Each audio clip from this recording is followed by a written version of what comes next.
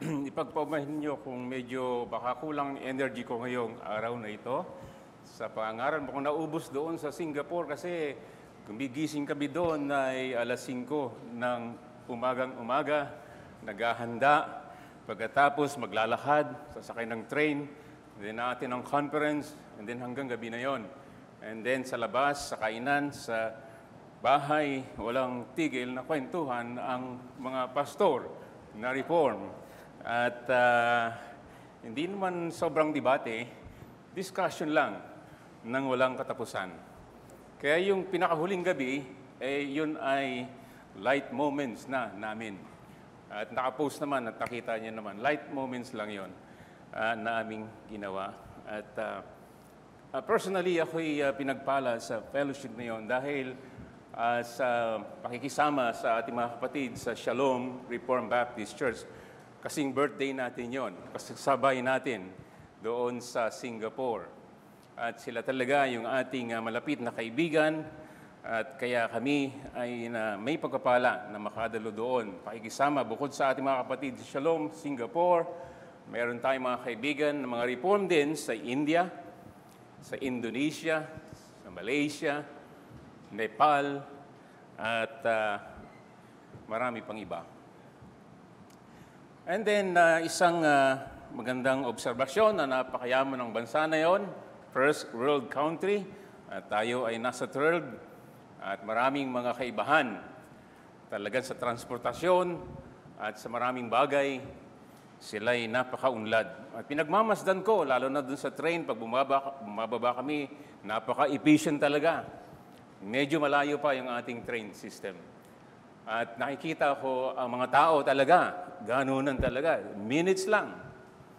Pero ako yung nag-iisip, sapagkat sa kabila ng kayamanan, katanyagan ng mga tao sa mundong ito, hindi lang sa Singapore, ay iniisip ko ang salita ng Diyos. Lalo na itong balita na nangyari na earthquake na naman sa Taiwan.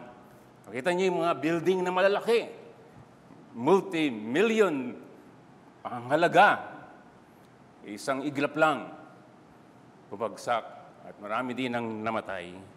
And so naisip ko talaga sa ganoong mga pagkakataon ang sinabi ng salita ng Diyos.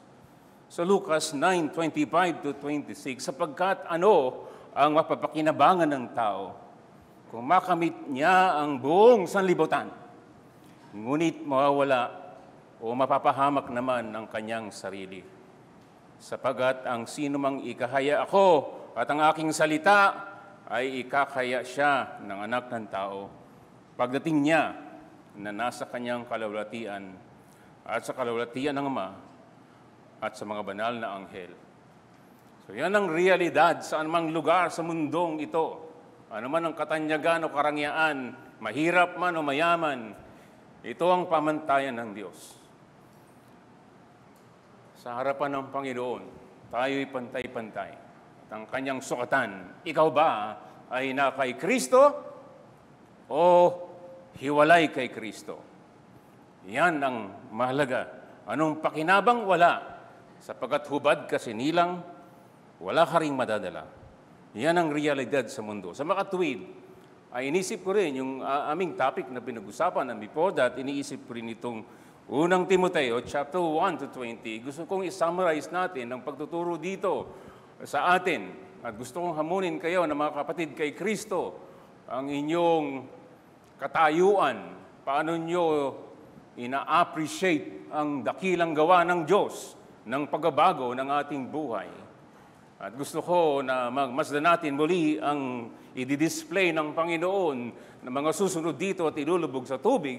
Yan inutos ng Panginoon 2,000 years ago. At sila'y mapapabilang sa kanyang mahal na iglesia na kanyang minamahal. Binigay ang kanyang sarili. Gusto ko makita ninyo mga bata, mga matanda, mga nanonood dyan sa online. Tandaan ninyo, ang pinatay niya ay 7 million, binigay niya rin ang modern technology. Upang malaman mo, mayroong importante sa buhay. At yan ang kaligtasan. At walang iba, maliban sa bugtong na anak ng Diyos. At dito, gusto kong bulay-bulayin natin ng isang tao na masama talaga. Sinabi niya naman, siya ang chief, pinakamasama. Dahil inusig niya ang iglesia ng Panginoon. Wala siyang karapatan, wala siyang karapatan na tumanggap ng anong biyaya ng Diyos. Pero tumanggap siya ng walang sukat na biyaya ng Diyos. At siya'y naglingkod ng may kagalakan at may katapatan kahit maraming paghihirap. Hanggang sa huling hininga ng kanyang buhay. At ngayon sumusulat siya sa kanyang kamanggagawa sa Ebanghelyong si Timoteo. At binibigyan niya ng tagubilin sapagkat maraming kaaway ang buhay ng mananampalataya. Hindi always flowers, bed of roses with thorn. Yan ang buhay. Kaya meron tayong matututunan dito sa lingkod ng Diyos sa si Pablo at sa kanyang tinagubilinan itong si Timoteo. Gusto kong basahin lang yung mga key verse, but gusto kong ating bulay-bulayin ng lahat ng ito. Verses 1 and 2, na aklat ni unang sulat ni Pablo kay Timoteo, verse 1 of chapter 1. Si Pablo na apostol ni Kristo Jesus, ayon sa utos ng Diyos na ating tagapagligtas at ni Kristo Jesus na ating pag-asa. Kay Timoteo, na aking tunay na anak sa pananampalataya, biyaya, kahabagan, at kapayapaan mula sa Diyos Ama at kay Hesu Kristo na Panginoon natin. Verse 11, ayon sa maluwalhating Ebanghelyo na mapagpalang Diyos, na ipinagkatiwala sa akin.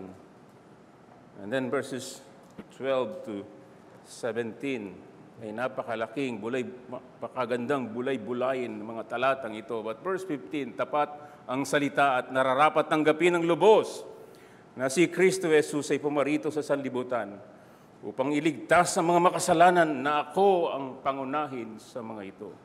Ngunit dahil dito nakatanggap ako ng habag upang sa akin, na pangunahin ay maihayag ni Kristo ang kanyang sakdal na pagtitiis bilang halimbawa sa mga sasampalataya sa kanya tungo sa buhay na walang hanggang, sa haring walang hanggang, walang kamatayan, hindi nakikita. Tanging Diyos ang karangalan at kalawalatian, magpakailan paman. Amen. Kailangan, sabi ni Pablo, makipaglaban ka dito, maging matapat ka dito sapagat maraming kaaway ng pananampalataya.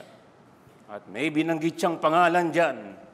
At wag sanang mabanggit sa pangalan mo na ganyan ka. Sino yan?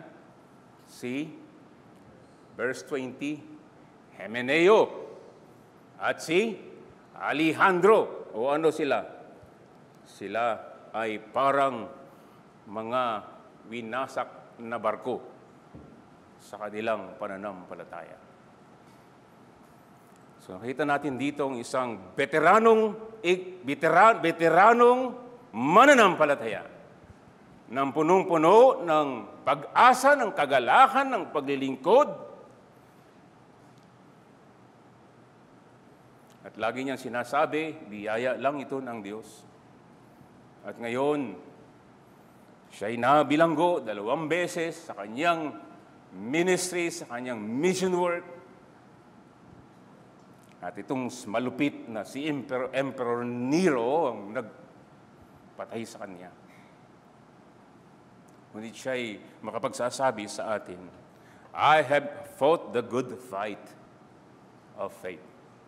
Nakipaglaban ako ng mabuting pakikipaglaban hanggang sa wakas. Sana ikaw at ako, masabi mo yan sa huling hininga ng buhay mo. Ano man ang ginagawa mo ngayon, ano man ang buhay mo ngayon bilang mananampalataya. Sana ay masabi natin sa biyaya ng Diyos, I am what I am. 1 Corinthians chapter 15. Not I, but by the grace of God, I am what I am. Pero this is war, labanan sa pananampalataya. May kaaway na si Satanas. So ito ang nais niyang sabihin kay Timoteo. Yan ang gusto niyang sabihin sa iyo. At sabihin ko sa iyo, kung hindi ka mananampalataya, ikaw ay nasa panganib. Huwag mong alisin sa pag-iisip mo yan. Ano man ang iyong kinahuhumalingan sa oras na ito, sa panahong ito, hindi magtatagal. So itong mensahe, gusto kong dalhin sa inyo. Base doon sa binasa natin, ang magandang balita sa lahat ng panahon dito sa sanlibutan, ay walang iba kundi si Kristo Jesus ay pumarito upang magligtas ng mga makasalanan. At ang ibanghelyong ito ay mula sa mapagpalang Diyos na ipinangaral at pinagkatiwala sa iglesia. Kung kaya't nararapat na paniwalaan at tanggapin ng lubos. Hindi lang tanggapin ng lubos. At manatili hanggang sa wakas sa biyaya ng Diyos. Kumusta ka ngayon, kapatid? Anong nag-occupy sa iyong isip at puso ngayon? Ikaw ba'y tumatatag sa pananampalataya sa kaisa-isang Diyos na buhay? O ikaw ay unti-unti, parang ikaw ay gusto mong bumalik sa kadiliman. Huwag, kapatid. It is dangerous ang lumayo sa Panginoon. Sabihin ko sa inyo na mga kaibigan namin, mga bata, matatalino kayo. Gamitin yung talino ninyo sa katotohanan para sa kaligtasan ng inyong kaluluwa. Now is the day. Alam ba yon ng mga taga-Taiwan na madadaganan sila doon, ng mga building? Kung nakatira ka doon sa magandang building, akala mo okay ka na, di ba? Ayun pala, yun na maglilibing sa iyo. Paano kung di ka mananampalataya? May forever ka. For sure. So, dalawang bagay gusto kong sabihin. Number one, meron dito sa verse 1 and 2 na pagbati ito. Hindi lang ito basta bati na ginawa ng lingkod ng Diyos, veteranong lingkod ng Diyos, dumanas ng iba't ibang paghihirap sa pagsunod sa Panginoong Jesucristo. Hindi siya inawanan ng ating Panginoon. So ito'y pagbati ng isang veteranong mananampalataya sa sumusunod sa kanya na siya din, si Timoteo, maging matatag hanggang sa wakas. Maging matapat, may paglaban sa mga maling tagapagturo. So may pagbati dito na may otoridad at dapat makita natin yan sapagkat ito ang otoridad sa pananampalataya at pamumuhay. Number 2, gusto kong i-summarize dito yung verses 3 to 20. Meron ditong pananagutan ng may kredibilidad na ituro ang katotohanan. Hindi lang ito sa mga tinawag ng Diyos na mga tagapangaral, tagapagturo. Ikaw bilang mananampalataya ay ilaw at asin. And niisip ko yun ay ipangaral sa atin. At tayo'y ilaw at asin sa mundong ito. Pagpalain nawa ito ng Diyos sa buhay mo, kung ano man ang kalagayan mo ngayon. Patagal kang mananampalataya o hindi. Tingnan mo kung paano mo ina-appreciate ito. Maganda talaga ito. Magandang balita ito. Sa lahat ng kasaysayan, sa lahat ng mundo. Hindi mabilang na mga anghel sa kalangitan nang nagagalak dito. Maliban lang sa mga fallen angels. At talaga, ito'y kagalahan ng mga redeemed by grace. Sana, tignan mo ang sarili mo, kung anong kinagagalakan mo, at kung ikay matagal ng mananampalataya, ano ba, minamaliat mo ba ito? Minamaliat mo ba yung kaligtasan mo? Masyado ka bang nagiging makamundo na ito yung mahalaga, ito yung kailangan para ako'y maging malagaya sa buhay na ito? Ay maghunos dili ka. Marahil hindi nyo alam yung hunos dili sa Tagalog din, kagaya kanina. So number 1, may pagbati dito na may otoridad dito sa opening pa lang dito sa verse 1 and 2. Kung babasahin uli natin si Pablo, apostol ni Kristo ayon sa utos ng Diyos. Ang bibigat ng mga terminology dito, ating tagapagligtas, Kristo Jesus, ating pag-asa. Pananampalataya, biyaya, kahabagan, kapayapaan. Ito yung mga kailangan ng isang mananampalataya. Biyaya, kahabagan, kapayapaan. At ito'y galing lamang sa Diyos na totoo at buhay sa ating Panginoong Heso Kristo at walang iba. So tingnan natin dito si Apostol Pablo sumusulat sa kanyang minamahal na anak sa pananampalataya na si Timoteo. Si Apostol Pablo na talaga masyado siyang zelo sa kanyang relihiyon at Judaismo, talagang hinahanting niya ang mga mananampalataya. At talagang binabibilanggo niya at witness siya sa pagpatay. Ganon siya ka-zealous at maraming taong ganyan, maraming relihiyoso sa mundo. Marami na din ako nakita niya sa Singapore, sa kanilang mga relihiyon doon. Kung gaano sila ka-zealous. Meron ako nakita doon sa isang garden na talagang naandun yung mga prutas, bulaklak, etc. Sa amin ba to o sa Diyos-Diyosa dito? Maraming ganun. At si Pablo ay napaka-dedicated niya, sabalit sincere, sabalit mali. At maraming ganyan. Baka may kausap ako dito sa inyo, sincere ka sa iyong paniniwala, sabalit hindi ayon sa karunungan, ayon sa pahayag ng Biblia. Ganon si Pablo hanggang sa Gawa 9, isang nakasisilaw na liwanag sa langit habang siya'y may kasama mga sundalo at aarestuhin niya ang mga mananampalataya. Siya'y bumagsak at may narinig siyang tinig, "Saul, Saul, bakit mo ako inuusig? Sino ka, Panginoon?" Nabulag siya at pwede na siyang bulag forever. Pero tinawag siya ng Panginoon para i-display na ang masamang tao kayang baguhin ng Panginoon. Ang biyaya niya'y walang sukat, makapangyarihan sa lahat. Kaya niyang baguhin kahit sino mang pinakamasama. Narinig niyo? Kung meron dito, nakikita mong sarili mo sa harapan ng kabanal-banalang Diyos, walang imposible na ikay baguhin, linisin, at ihatid sa kanyang kalawalatian. Yan ang Diyos natin, ang Diyos na buhay. At si Pablo ang patotoo dito, at siya'y nagsasabi na siya'y binago ng Panginoong Heso Kristo. Palagi niyang binabalik, biyaya ito ng Diyos, 1 Corinthians 15. At yung biyaya na yun din, nang hindi lamang siyang naligtas at walang ginawa. Hindi, in fact, yun ang nagsilbing gasolina sa kanya, yung biyaya ng Diyos. Kahit maraming pagsubok, siya'y naglingkod ng may katapatan at pagmamahal. At yan ay challenge sa iyo at sa akin bilang mananampalataya.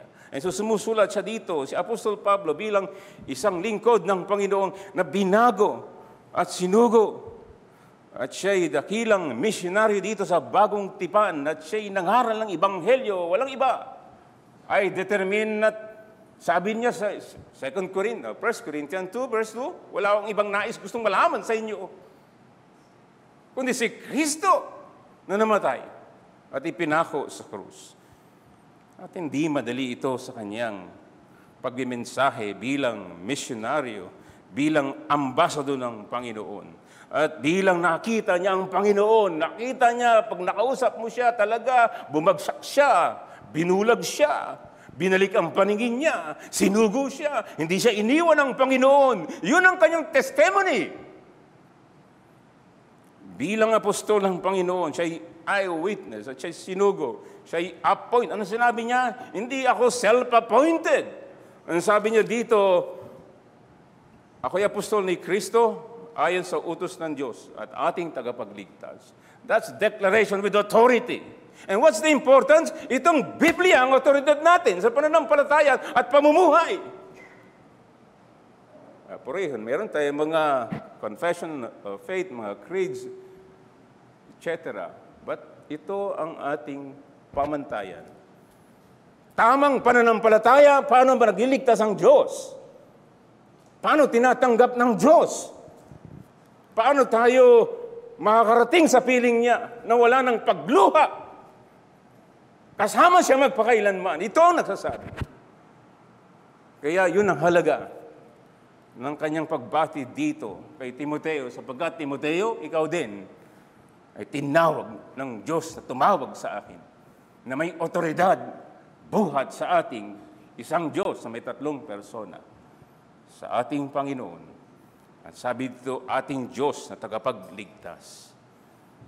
Ating Diyos na makapangyarihan sa lahat. Siya ang tumawag, siyang nagsugo, siyang may otoridad. Kaya itong ginagawa ko, otoridad ito na nagsugo sa akin. At Timoteo, ikaw din, ay tinawag niya. Sinugo niya bilang pastor dito sa Efeso. Marami kang pagsubok niyan, marami diyang mga kontra, marami diyang mga false teachers. Yan ang issue dyan sa Ephesus. Pero ang otoridad ko galing kay Kristo.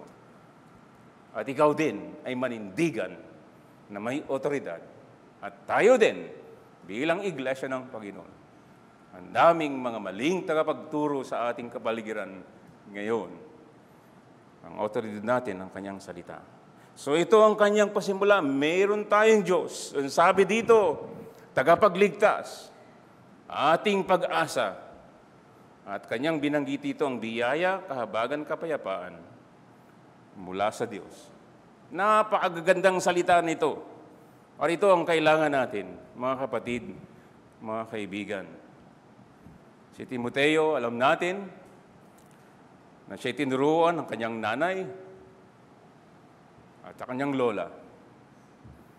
At naalam niya ang Biblia, bata pa lang siya. Kaya mga nanay, mga lola, huwag nung mamaliitin ang impluwensya ninyo.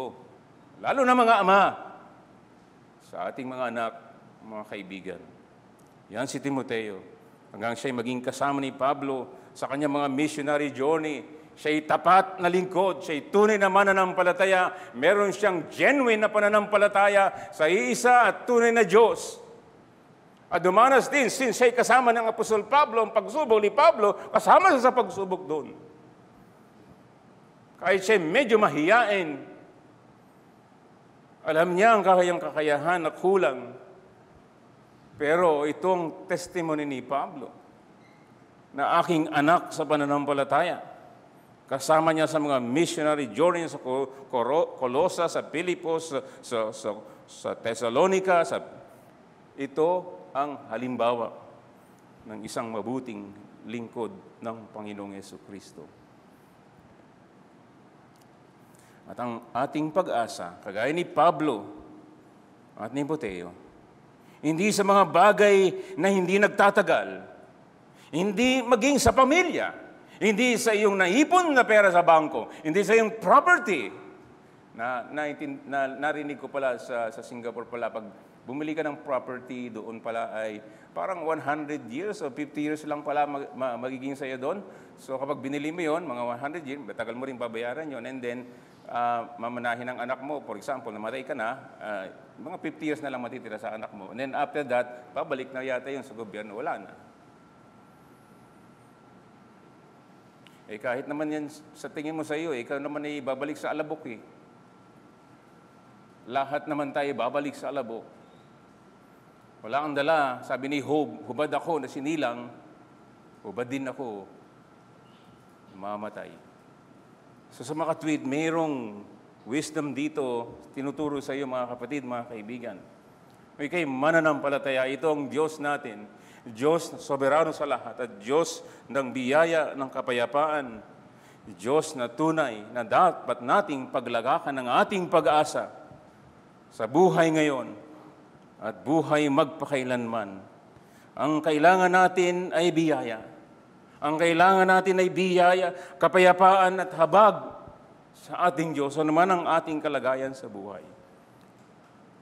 So may tanong din dito at nabasa ko ito sa isang mangangaral. How can we know if we are true children of God?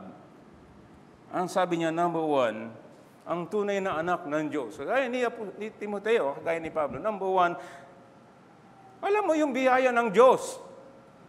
Alam mo, hindi ka karapat-dapat ni anumang bagay sa mundo. Yan man ay physical, yan man ay mental, yan man ay material, lalo ng spiritual. Huwag kang magyabang sa mga bagay na meron ka. Ang lahat ng ito ay biyaya ng Diyos. maging ang biyaya ng paglilingkod.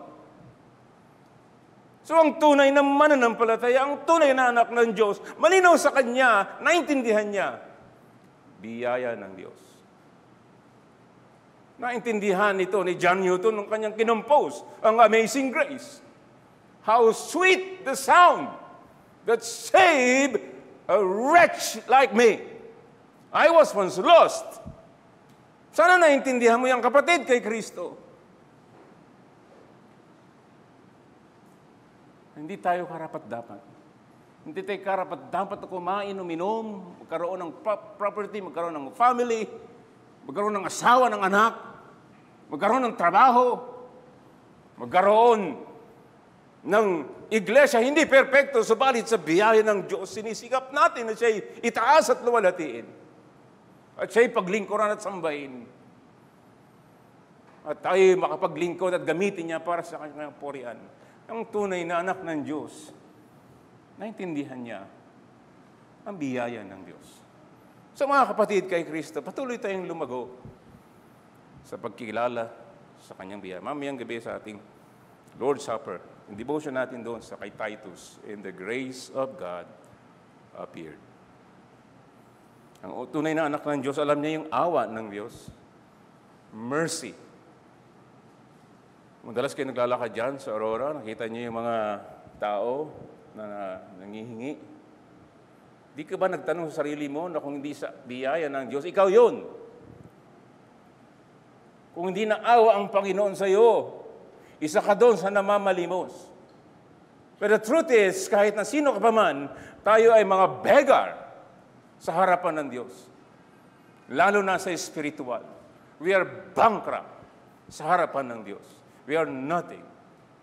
And so ang tunay na anak ng Diyos, naintindihan niyang biyaya natin, naintindihan niyang awa. Awa lang ng Diyos. For by grace, Ephesians 2:8 and 9, ikaw at ako'y naligtas. Mga kaibigan, sana maintindihan mo yan. Awa lang ng Diyos, ikaw'y nabubuhay.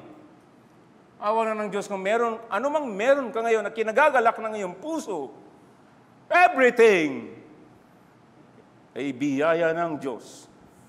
Saan mo man ibaling ang iyong paningin? Sa langit. Ano kami sa aeroplano? Sa ibabaw ng di ba? Ulap. Kita mo yung kamay ng Diyos.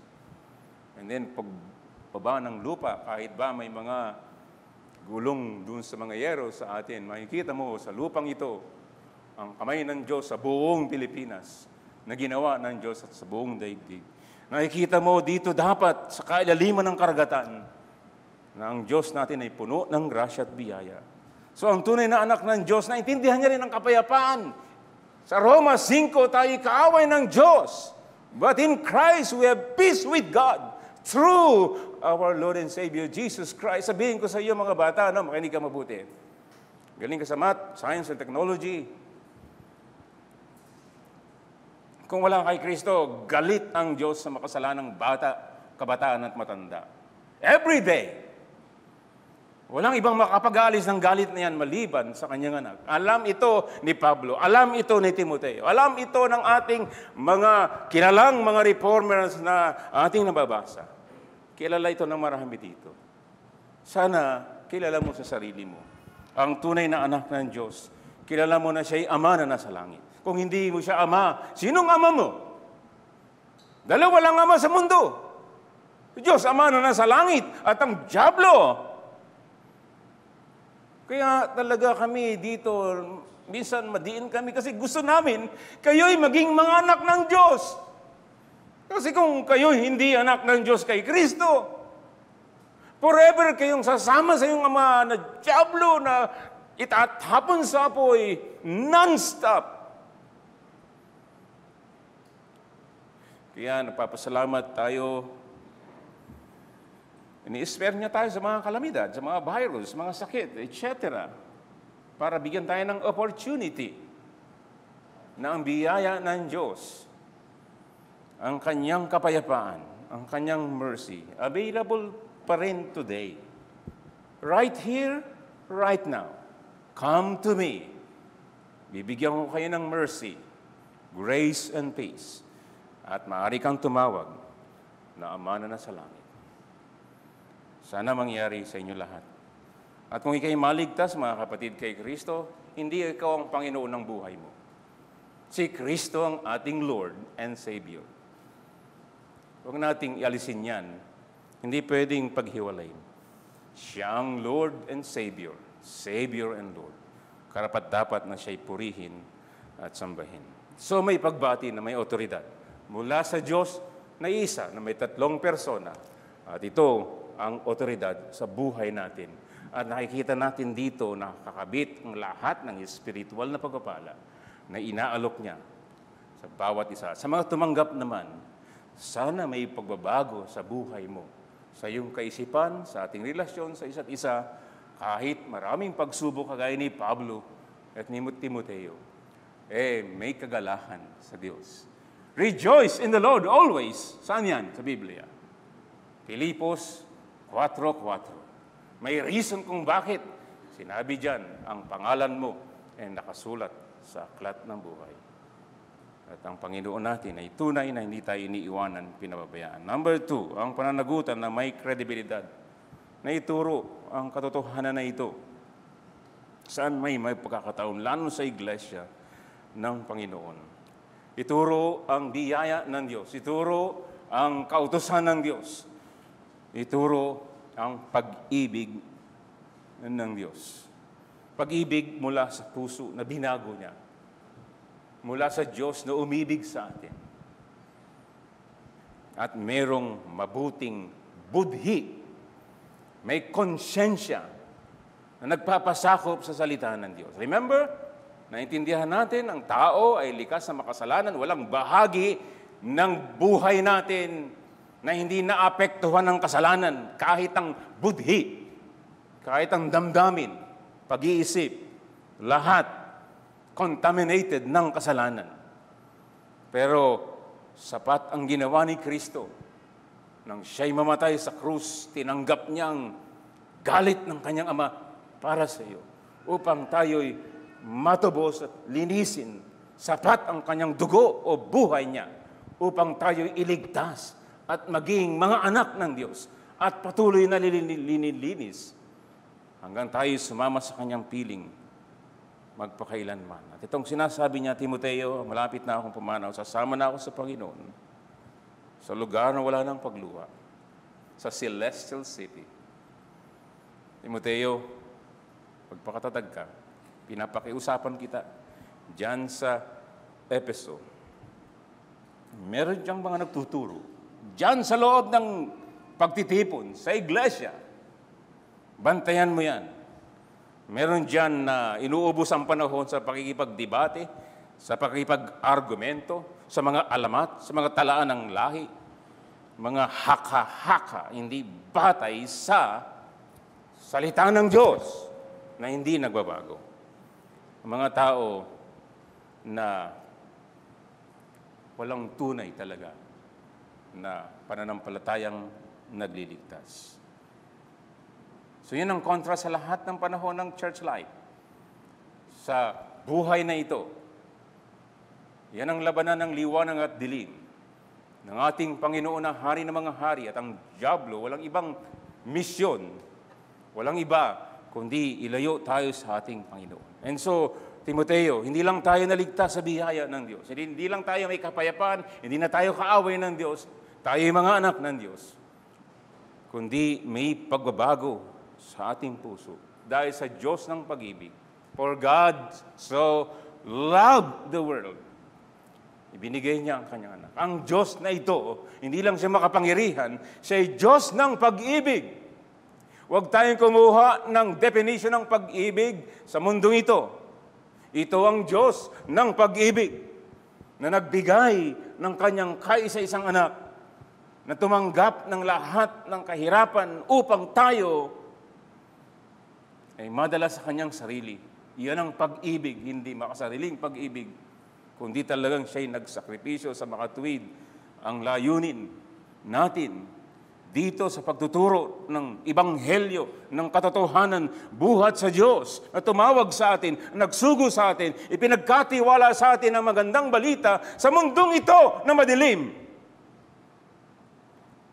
Merong malinis na puso, verse 5. Anong kabaliktaran ng malinis na puso? Masamang puso. Alam natin ito. Ang nagpaparumi sa atin, hindi yung pumapasok, kundi lumalabas sa ating puso lahat ng uri ng kasamaan. At ito ang sinasabi sa atin kay Timoteo at sa mga mananampalataya. Ang layunin natin ay pag-ibig nagmumula sa malinis na puso at mabuting budhi. Anong kabaliktaran ng mabuting budhi? Masamang budhi. Masamang konsensya na hindi nagpapasakop sa infallible, hindi nagkakamali ng salita ng Diyos. At take note, may mga lumihis talaga sa verse 6. Mayroong bumaling talaga sa walang kabuluhang mga pag-uusap. Mga gusto nila maging teacher ng kautusan. Timoteo, panindigan ka. Ako, sa biyaya ng Diyos, nakapanindigan at nakipaglaban. So may turo dito sa atin mga kapatid, bilang iglesia ng Panginoon sa panahon na ito, tayo din ay sasapit sa oras na ito na kagaya ni Pablo. Tayo'y lilipas din. Subalit nawa, iwan natin ang katuruan nito ng pag-ibig mula sa Biblia, nagmumula sa pusong binago ng Diyos.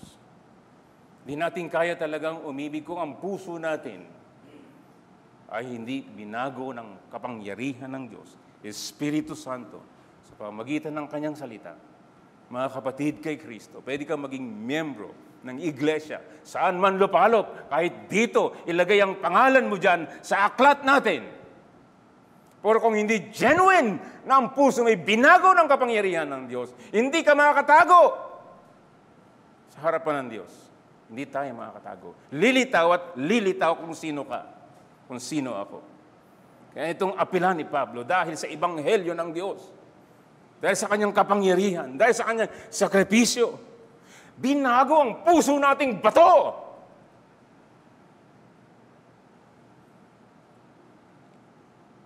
And so therefore, kung di tayo maibigin sa Diyos at sa kapwa at sa mga kapatid, malinaw ang utos ng Panginoon, magmahalan kayo bilang mga magkakapatid na pareho ang kalagayan, pareho ng karanasan ng biyaya, upang ang mundo at sanlibutan ay malaman na kayo'y mga alagad ko. Mga alagad ko na binigyan ng biyaya, ng kapayapaan, ng pagiging anak ng Diyos, at may tahanan sa langit, magpakailan pa man. Nawa tayo ay magpakababa at ipanalangin natin itong sinasabi ng ating Diyos mula sa Biblia. Sa pamagitan ni Pablo sa sulat kay Timoteo at sa iglesia. At nawa sa habag ng Panginoon, itong puso na talagang binago ay magkaroon ng talagang good conscience, mabuting konsyensya na nilagay ng Diyos sa atin, ng ating mga pag-iisip, damdamin at puso ay mga nagpapailalim sa salita ng ating Diyos. Nang sa ganun anumang area ay sinasala natin mula sa salita ng Diyos. Buhay man ito sa pamilya, buhay man ito sa iglesia, anumang desisyon na ating ginagawa, ay nagpapailalim ang ating mga isip at puso at konsyensya dahil binago tayo sa habag lang ng Panginoon. Hindi hiwalay sa katotohanan ang tunay na definisyon ng pag-ibig. Kabaliktaran ito ng mga hindi mananampalataya na binanggit dito sa ating teksto sa banal na kasulatan. Mga puno ng kasalanan, ng kasamaan, mga hindi matuwid, mga mapaghimagsik, mga masasama, mga hindi banal, mga lapastangan, mga pumapatay sa ama at ina. In verse 9, mamatay tao, mapakiapid, nakipagtalik sa kapwa lalaki o kapwa babae, nagbebenta ng alipin, sinungaling, mandaraya, at marami pang iba. Ang sabi dito, salungat. Salungat! Hindi yung isip at puso ang ating tagapagsabi kung anong tama at mali. Itong salita ng Diyos. ng may otoridad na nagsasabi sa atin, mali ang iniisip mo, mali ang ginagawa mo. At ipagpasakop natin ang ating isip at puso at konsyensya sa harapan ng Diyos na lumikha sa atin. At Diyos na nagsusustento sa atin. Ang Diyos na may hawak ng ating kinabukasan. Ito yung mga false teachers. At mga false teachers, false followers. Maling tagapagturo, may maling tagasunod. Nawa, maawa ang Panginoon sa Cubao Reformed Baptist Church. Hindi lang sa 4 na sulok na ito, dahil ito ay ginagamit ng Panginoon sa maraming sulok ng mundo at nakikinig ka. Di ko alam kung nasaan lupa, halap ka ng lupa. Pero ang Diyos na nakikipag-usap sa iyo, alam niya ang buhay mo ng bawat isa sa atin. Nais na ikay makatagpo ng tunay na pagpapala sa Kanya. Hindi kagaya ng mga false teachers na ito at mga false followers na hindi nagpapasakop sa salita ng Diyos. Ginagamit pa nga nila ang Biblia at binabaluktot. Sana walang ganyan sa atin, sa awa ng Diyos. Sila ay mga magagaling makipagdebate, makipag-argumento, pero hindi masunurin. Pasaway. Pasaway. Sana, hindi naman, kagaya ginawa nga namin, ilang araw kami doon sa looban ng kwarto na. Pero, gaano mang kahusay ang iyong mga pakikipagtalo at pakikipag-argumento, sa tingin mo ikay tama kung ikaw ay hindi masunurin sa iyong Panginoon at walang pag-ibig at walang pagmamahal. Nawa, tayo ay ma-reform sa biyaya ng Diyos. So, mayroong warning dito sa nabasa ko. Sabi niya, this is a warning not to major on minors. Anong major? Itong biyaya ng Diyos, itong ebanghelyo, itong pag-ibig niya, itong kapayapaan niya, itong kaawaan niya, itong pagsamba at paglingkod, ang pangako niya, yan ang mga major. Hindi yung mga bagay dito na talagang kung sisiya sa atin ay kasalanan sa harapan ng ating Diyos. So dito, ang kautusan ay nagbibigay sa atin ng kaalaman, sa ating konsyensya, ang 10 utos ng Diyos. Mahalin ng Diyos, buong puso, lakas at kaluluwa, mahalin ang kapwa, kagaya sa sarili.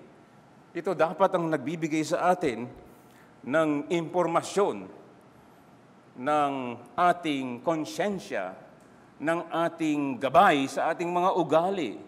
Ang salita ng Diyos, ang kanyang kautusan, sinasabi dito na talaga ang kautusan ng Diyos, huwag baluktutin. Ang salita ng Diyos ay gabay sa ating puso at konsyensya. Kung anong klaseng tao tayo na binago sa biyaya ng Diyos. At ito'y nagpapahayag kung anong ating tunay na kalagayan sa Kanyang harapan.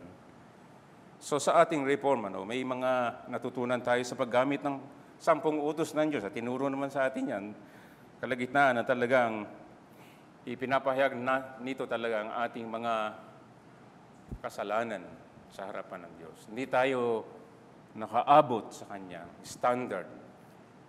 Kumbaga sa DART tayo ay missing the mark.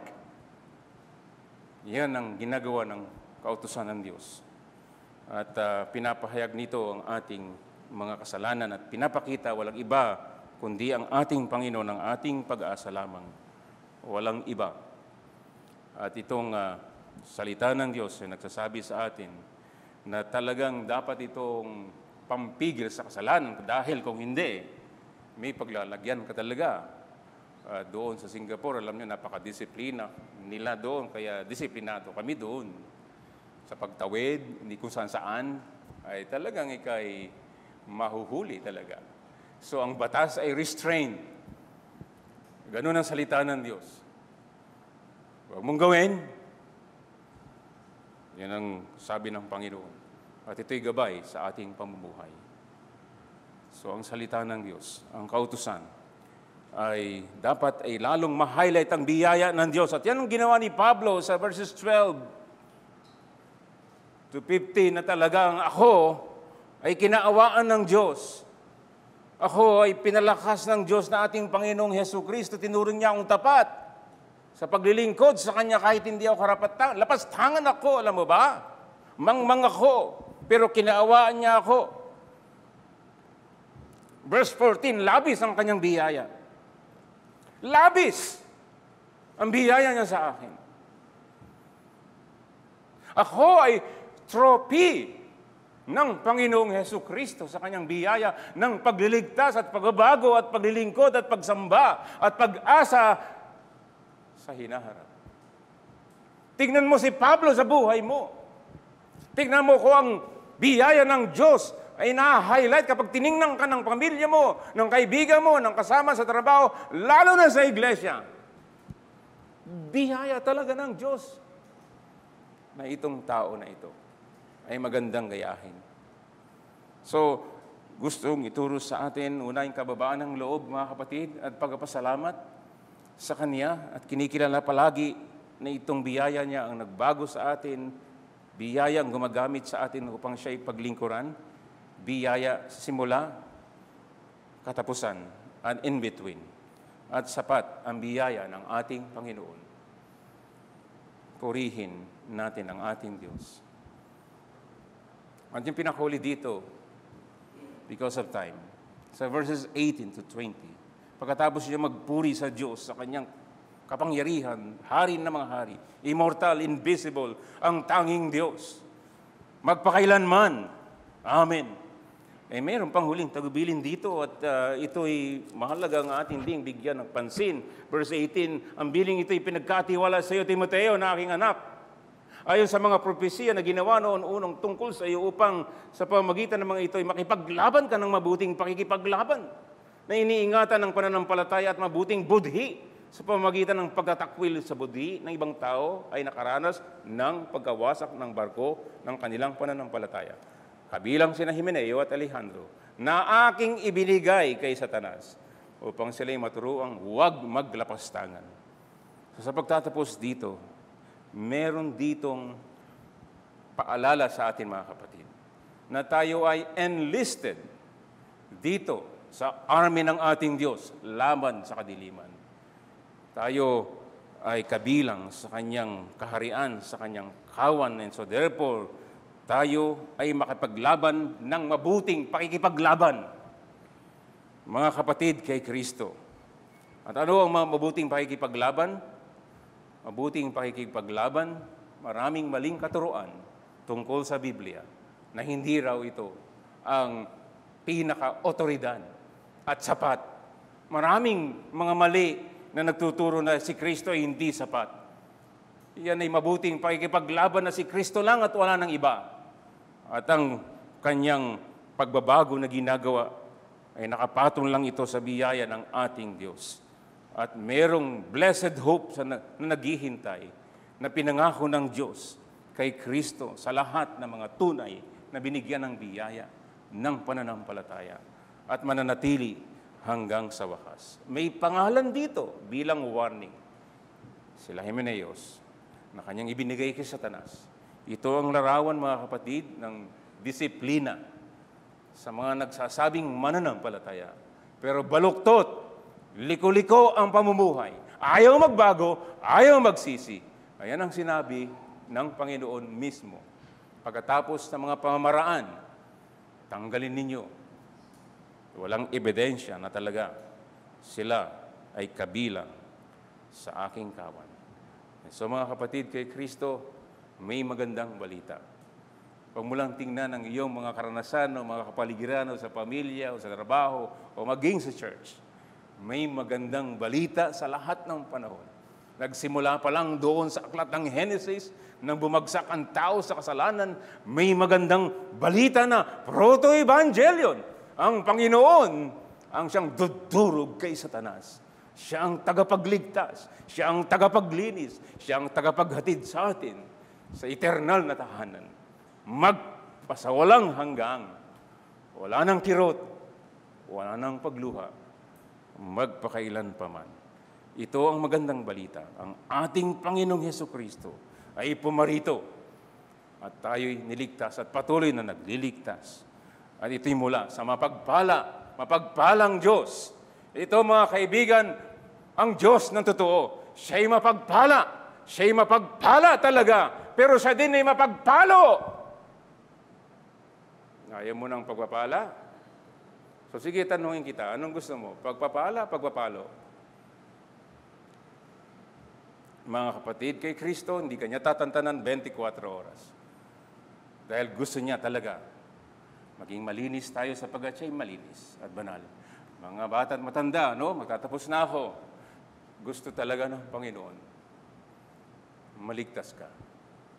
Walang ibang paraan, kundi ang Ebanghelyo. Si Kristo yun. Tunay siya na Diyos, hindi niya kailangan pumunta dito. Pero yun ang paraan niya. Hindi siya kailangan maghirap. Wala siyang kasalanan. Ikaw ang may kasalanan. Pero tinanggap niya. Tinis niya. At nagtagumpay siya. Siya lang ang buhay magpakailanman. At alam mo, babalik siya. Hahatiin niya ang lahat. Sa kaliwa ay mga kambing. Sa kanan ay mga tupa ng Diyos. John chapter 10:27, my sheep hear my voice. I give them eternal life. No one can snatch them out of my hand. So, huling tanong, saan mo gusto?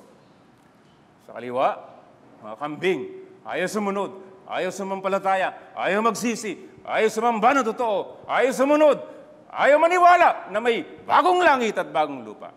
O sana baguhin ka ngayon din sa awa ng Panginoon. At sa mga tupa ng Diyos, may ebidensya, mga kapatid. At sapat ang biyaya. Tayo manalangin. Aming Diyos, purihin ka. Purihin ka magpakailanman. Sa kabila, Panginoon, ng aming mga kahinaan. Iyong patuloy, Panginoon, na ginagamit ang iyong salita para sa lahat ng panahon ng iyong iglesia na kami, Panginoon, ay may otoridad buhat sa iyo upang kami ay sumampalataya at manindigan at makipaglaban ng mabuting pakikipaglaban ng pananampalataya mula dito sa iyong pinahayag sa Biblia. At tunay na dalangin namin, o aming dakilang Diyos, na ikaw po ay magpatatag sa amin na iyong mga anak at maging matapat hanggang sa wakas. Kami po'y humingi ng awa mo sa mga nakikinig at sa mga makikinig pa. Iligtas mo po sila, Panginoon. Kagaya ni Lydia, binuksan mo ang kanilang puso at binago ang kanilang isip, konsyensya, at sila'y nagsisit sumampalataya. Pagkaloob mo nawa ito ngayon, ayon sa iyong mayamang awa. Ito'y dalangin namin sa pangalan ng Panginoong Yesus. Amen.